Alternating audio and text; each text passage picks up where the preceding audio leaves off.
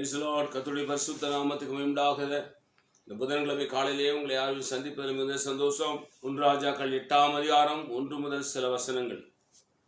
உடன்படிக்கை பெட்டி தேவாலயத்துக்கு கொண்டு வரப்படுதல். அப்பொழுது கர்த்தருடைய உடன்படிக்கை பெட்டியை சீயோன் என்னும் தாவீது நகரத்திலிருந்து கொண்டு வரும்படி சாலமோன் இஸ்ரவேல் மூப்பரை கோத்திர பிரபுக்களாகிய இஸ்ரவேல் புத்திரர்கள் உள்ள பிதாக்களின் தலைவர் அனைவரையும் எருசலேமின் ராஜாவாகிய சாலமோன் தன்னிடத்தில் கூடி வரும்படி செய்தான்.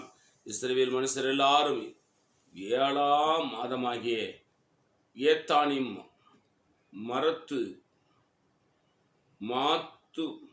மாத்து பண்டிகையிலே ராஜா சாலமோனிடத்தில் கூடி வந்தார்கள்.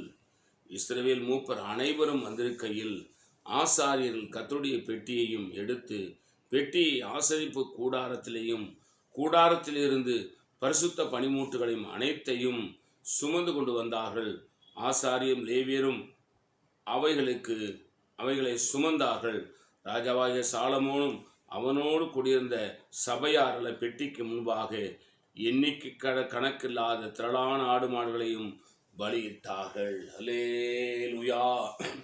கவனிங்க, சீயோன் நகரத்திலிருந்து தாவீது நகரத்திலிருந்து கர்த்தருடைய பெட்டியை கர்த்தருடைய ஆலயத்துக்கு கொண்டு வருகிறார்கள்.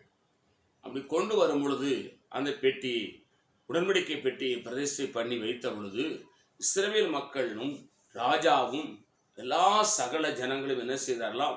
ஏராளமான ஆடு மாடுகளை பலி செலுத்தினார்களாம். இந்த உடன்படிக்கை பெட்டி என்பது கர்த்தராகிய இயேசு கிறிஸ்துவை காண்பிக்கும். தினந்தோறும் ஆண்டவருக்கு முன்பாக ஆயிரக்கணக்கான துதிகளையும் ஸ்தோத்திரங்களையும் அவருக்கு செலுத்துங்கள். வேதம் சொல்லுகிறது, உதடுகளின் கனியாகிய ஸ்தோத்திர பலி என்று எழுதப்பட்டிருக்கிறது. இப்பொழுது நாம் ஆடு மாடுகளை செலுத்த முடியாது. ஏன்னு கேட்டால், நமக்காக இயேசு பலியானதுனாலே இப்பொழுது ஆடு மாடுகள் பலி செலுத்த வேண்டிய அவசியமில்லை. அப்படியானால் நம்முடைய கர்த்தருக்கு உகந்த பலி எதுன்னு சொன்னால் துதி, ஸ்தோத்திரம், ஆராதனை. அந்த பலியை உற்சாகமாய் அதிகாலையிலே செலுத்துங்கள். நேரம் கிடைக்கும் பொழுதுதான் செலுத்துங்கள். நீங்களும் உங்கள் சந்ததியும் உங்கள் குடும்பமும் மிகுந்த ஆசீர்வாதமாய் இருப்பீர்கள். நான் உங்களுக்காக ஜெபிக்கிறேன். பரிசுத்த பிதாவே, நீர் என்னோடு பேசின நல்ல வார்த்தைகளுக்காக ஸ்தோத்திரம். இந்த வார்த்தையின்படி ஆசீர்வதி. இயேசு நாமத்தில் வேண்டிக் கொள்கிறோம் பிதாவே, ஆமேன். God bless you. கர்த்தர் உங்களை ஆசீர்வதிப்பாராக.